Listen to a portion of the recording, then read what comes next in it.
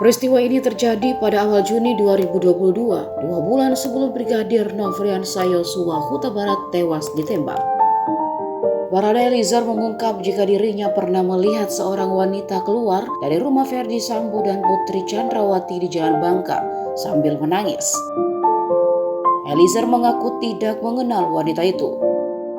Cerita itu diungkap Barada Eliezer dalam persidangan lanjutan kemarin di Pengadilan Negeri Jakarta Selatan. Awalnya Hakim Ketua menanyakan apakah ada peristiwa lain seperti pertengkaran yang terjadi antara Putri Chandrawati dan Ferdy Sambo sebelum kejadian penembakan. Barada E pun menceritakan satu peristiwa yang terjadi pada awal Juni 2022. Kala itu ia dan almarhum berada di kediaman Sambo di Saguling. Ada pula ajudan lain yakni Matius.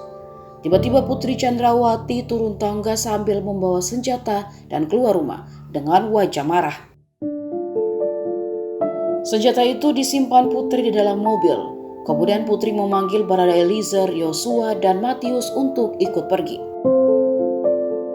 Barada E juga mengatakan jika anak sulung Sambo dan Putri ikut kala itu. Mereka keluar menggunakan 2 mobil. Mobil depan berisikan Putri Chandrawati, anak sulungnya Yosua dan Matius. Sedangkan Barada Eliezer berada di mobil lain di belakang. Saat itu Eliezer sempat bertanya hendak kemana pada Yosua melalui HT. Namun dijawab almarhum agar Eliezer ikut saja. Eliezer juga mengatakan jika mereka berkeliling di daerah Kemang, Jakarta saat itu. Setelah beberapa saat, mereka lalu mengarah pulang ke rumah di Jalan Bangka, Jakarta Selatan. Tak lama setelah rombongan berada di rumah di Jalan Bangka, Ferdy Sambo datang. Di situ Sambo menginformasikan jika rekannya yang bernama Elben akan datang.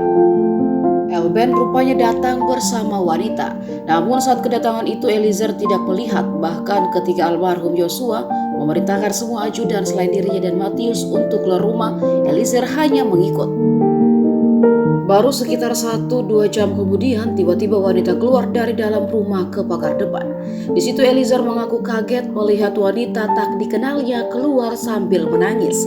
Wanita itu mencari drivernya dan Eliezer langsung membantu memanggil sopir yang berada di dalam mobil Pajero Sport. Sejak saat itu, kata Eliezer, Ferdy Sambo sudah jarang tinggal di Jalan Bangka lagi dan memilih berada di Jalan Saguling.